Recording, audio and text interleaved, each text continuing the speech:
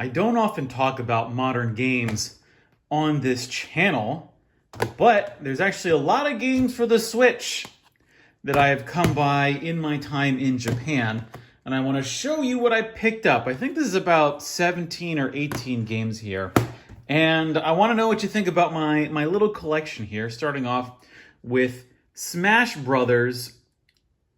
It's called, was it Dairanto Smash Brothers Special for the Switch. I'm your man out of Japan, Jay Contra, by the way. If I don't say that, how could you possibly know that I am your man out of Japan? And I love the interior artwork. I believe this is reversible, and I think some people do actually reverse the artwork. I'm not one of those people that do that, but that's an option. Some of these actually don't, and that's actually really why I want to make a video like this, is so that I can go through it and not only kind of catalog what I've got in my collection. This is Fire Emblem Muso, by the way, Fire Emblem Warriors. But what I want to do is I want to open them up, and I want to see the inside, see the inserts that they have for the Japanese copies here. You can see no reversible artwork here. Very sad. Hate to see it happen. I guess if this is a code or something, you're welcome to it. Here's the, oh yeah, the Fire Emblem trading card game. Did this actually come out in America? I haven't heard about it. Oh, here's your coin. If you want some Game City coins, it's a Koei Tecmo thing. There you go. It's not a program I participate in. Then we get Splatoon 2, which is sort of, I was actually surprised that this was more playable than it is now, simply because it has the online functionality. And ever since Nintendo introduced the Nintendo Online service, I don't pay for online services. So I did the single player for Splatoon 2 after it came out, and I was like, it's actually not bad. It's fun, but it's not a game that I would spend a whole lot of time actually playing. By the way, just some quick reviews here. This is the best Smash Brothers that has come out, although Melee, ooh man, I think the Melee single player is probably better, but the Smash Ultimate multiplayer is better than Melee, I would say. Fire Emblem Muso is fine. I prefer Zelda Muso myself.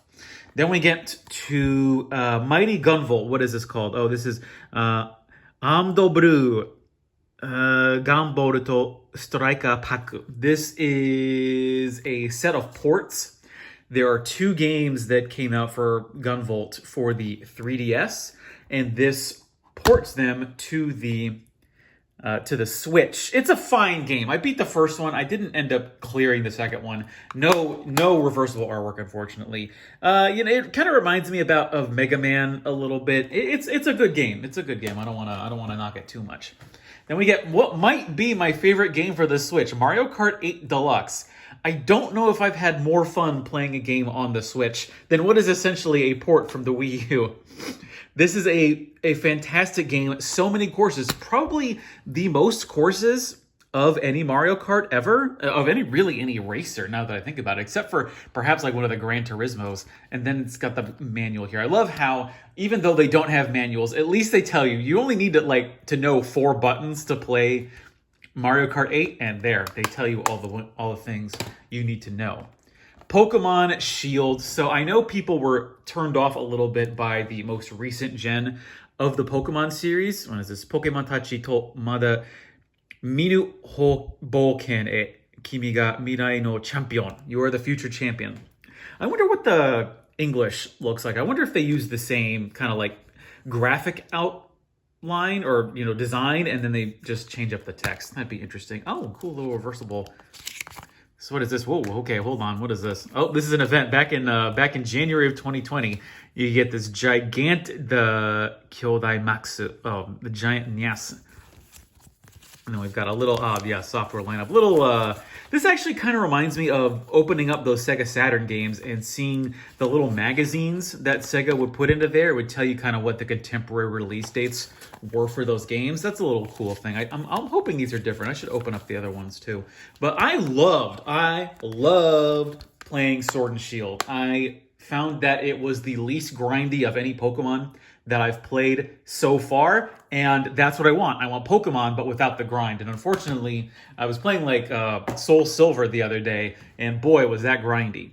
Then we get to Bloodstained Ritual of the Night. Finally, they brought back the Igavania, and it's pretty good. It's not, the unfortunate thing that I think about Bloodstained is that it doesn't quite live up. It doesn't exceed, in my opinion, the Castlevanias that came out for the DS or for the Game Boy Advance. It's a fair game if you like the Castlevania games. This is a great game to have and to play, but it just doesn't push the limits on anything, and I hope that's what they do with the next one. I'm very much looking forward to both the next Bloodstained and the next Ritual of the Night, or whatever they end up calling it, as well as the next Curse of the Moon, whenever Limited Run decides to come out with that. We have Battle Princess Madeline here. I love what they tried to do with this game. They did sort of like Ghouls and Ghosts, Ghosts and Goblins, very much in that spirit of game. And they did it to where it's not annoying like the other games, like Ghouls and Ghosts were. But it doesn't work out for me. It's sort of like you're running from one side of the map to the other. You're killing some goblins and ghosts, and it's okay. It's okay. I'll just say it's okay. I don't want to say it's bad, but it's okay. Super Mario Odyssey, I'm not going to add anything to the discourse by saying what I feel about it. Other than that, it was an amazing game, and I had so much fun playing it. The outfits were the best. I cannot wait for the next game to come out and see what the folks over at Nintendo actually are going to put out for the next Mario game. I don't even know how they're supposed to surpass Super Mario Odyssey when this feels very much like the apex of the series, but then that's what we thought Mario 64 was, and they somehow did even better with Super Mario Sunshine. That is my hot take of the video.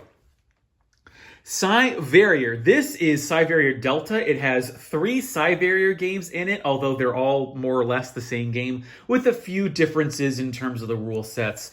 But I had a little bit of fun playing this game. I was kind of expecting a little bit more, but it's just sort of your I don't want to say run of the mill, but if you've played a bullet hell shooter, you've played this, but I do love how it sort of incentivizes you to take that extra level of risk. It's got the system where the closer you get to the enemy and the closer you get to their shots, to the bullets, you get more points. And you actually it's got an RPG element to it almost, where you level up your craft. And I don't know quite, leveling up just gives you different shots and stronger powers. It doesn't really do all that much. It's not like you get extra HP or anything. Speaking of shooters, here we've got, let's do Volume 1 first.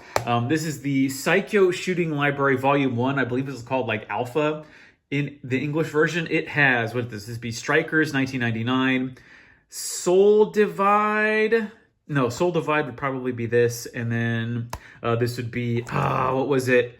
Dragon Blaze, MVP of this collection. So Strikers 1945, Strikers 1999, 1945 2, Soul Divide, and Zero Gunner 2, which was an arcade game that was ported only to the Dreamcast. This is where you're like a helicopter and you can actually kind of rotate your fighter around.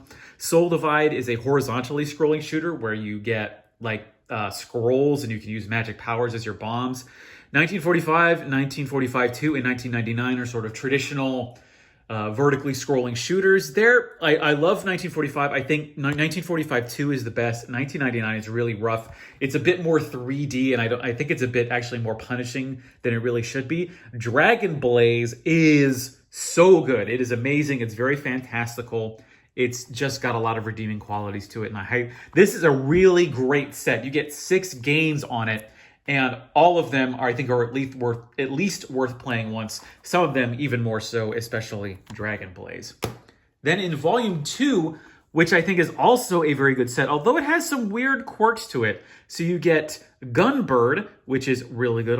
Which one is 2? Which one is 1? I'm not sure. I'm not sure about the artwork. So let's go through this. So Psikyo, if I didn't mention it in the previous one, but Psikyo is a legendary studio that made lots and lots of shooters in the 1990s and the early 2000s. I think they kind of I don't know what happened to the company. I don't think they're around anymore, but they've got so many games. And this is even though you've just seen 12 games, they actually had a lot more that ended up not being ported to consoles. They've got Sengoku Ace, Blade, and Cannon. Canon's not great. It's very 3D. It's when the company was trying to transition to 3D games and it didn't really work out. Sengoku Ace is really good. It's a vertically scrolling shooter. And then Sengoku Blade, they went to horizontal, even though they use mostly the same characters. So it's really weird to see it switched up like that. Then you've got Gunbird 1 and 2. Both are excellent, very fun to play, especially, I think, the first Gunbird. And then you've got what's called Gunbarichi, or Gunbarich. I don't know what they called the English title. But it's really like a what would you call it? Like a asteroids game, or what am I thinking of? It's the one. It's like you basically just blow up blocks. It's like you've got that little thing on the bottom that you've got a ball that comes down and then it ricochets off and then it destroys all the blocks up top. It's really strange that they would include that on a set of scrolling shooters, but it was okay. It was fine. I don't felt like it distracted from the set at all.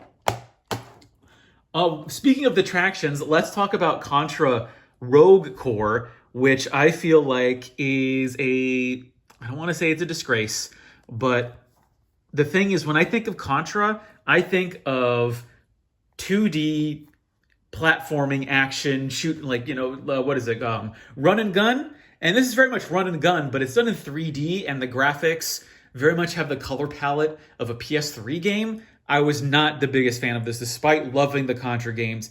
It just didn't work for me, this game, and I found that rather unfortunate.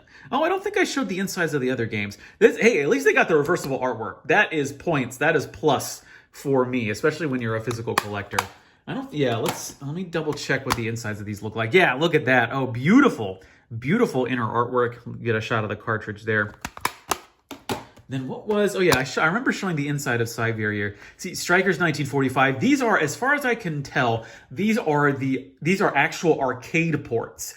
Some of these have been ported to home consoles in the past, but games like, I think like Strikers 1999 and maybe even Dragon Blaze. I know Soul Divide came out for the PlayStation and the Sega Saturn, but some of these games actually were never ported to home consoles. So on top of getting some very unique games, getting 12 games in 2 cartridges, and some amazing games. Speaking of collections, we've also got the Capcom Belt Action Collection. That's what they called it in Japan. I think, what do they call it? Beat 'em Up Bundle in the United States. This is another set of amazing arcade games. And I know they're arcade games because, for example, in Final Fight, it is a straight up port of the arcade game because you can actually fight as Guy, unlike when you're playing the Super Nintendo version where you just get to play as Hagar or Cody. I want to say the blonde dude, his name was. King of Dragons. This has music that was created by Japan's national treasure Yoko Shimomura. It is an okay arcade fighting game, but amazing soundtrack. Captain Commando might be the MVP. I loved playing through Captain Commando. Very futuristic version of Final Fight. Knights of the Round was okay. Tenchi Okural 2 was all right. Powered Gear. That was an amazing game where you are in a mech and hopefully it focuses properly. And you just, like, you're sci-fi all the way and blowing up the enemy. It is a great game where you can pick up some awesomely powerful new weapons. You can like switch out your arms and get like a blaster rifle and laser gun and like a drill arm. And some of these, I think, these two actually, Battle Circuit and Power Gear, had never been ported to a home console before. So it's amazing that they're able to do this now, because I never would have thought this would have happened to the Switch. But this is the great thing about modern gaming, is that we get cool ports like that. Breath of the Wild, I have said this perhaps controversially before, but I am not the biggest fan of Breath of the Wild. I have cleared it, but the idea of having breakable weapons very much feeds into my video game anxieties, and I just couldn't handle it. Beautiful artwork, great design. I don't think it's a bad game. It's just that I think there are some other Zeldas out there that I prefer over Breath of the Wild. I'm looking forward to the next one, though. And I want to finish off with the 2 Bayonettas. Yes, I have a physical copy of the first Bayonetta. This came as a part of the, the Infinite Climax edition of Bayonetta. I bought it day one because I freaking love these 2 games. Really want the third one to come out, and maybe I can look forward to that in 2021. But do we get the reverse artwork? Oh yes, and the stickers. The Bayonetta 1 stickers. I am never going to use these. I cannot wait to have... I'll open this up in like 20 years and be like, oh yeah, look at those cool stickers. Am I going to peel them off? Absolutely not. I have some like Mario 64 stickers sitting around somewhere that came out of a magazine, but there is no way I'm ever going to use those either. And I'm certainly not going to use these because I just... That's... What did I saw someone post that like, oh, if you bought fancy stickers, those stickers came with the game, by the way. If you have fancy stickers and you don't use them, it's because you have anxiety. And I felt like that very much described my feelings towards these fancy stickers that I have. Bayonetta 2, Bayonetta 1 is a good game. Bayonetta 2 is a great game that exceeds it in every possible way. So while Bayonetta is still playable today, I think Bayonetta 2 it's just the definitive Bayonetta. And I'm really excited to see what they do with Bayonetta 3. So that's been all of my Switch games. I really want to show you my PS4 games as well, but I figured Switch is perhaps a little bit more relevant, especially in terms of the retro collections. PS4 does have its fair share of retro games on it, but I think that the Switch definitely is, at least, you know, for the last 3 years. Who knows what's going to happen with, say, the PS5. But for now, I want to say that the modern system of choice for the retro gamer is the Switch. That's just my opinion. Please let me know if you have anything different to say in the comments. I've been your man out of Japan, Jay Contra. If you'd like to support the channel and get exclusive content, you can head over to my Patreon, patreon.com/jcontra. Thanks for watching, and mahalo.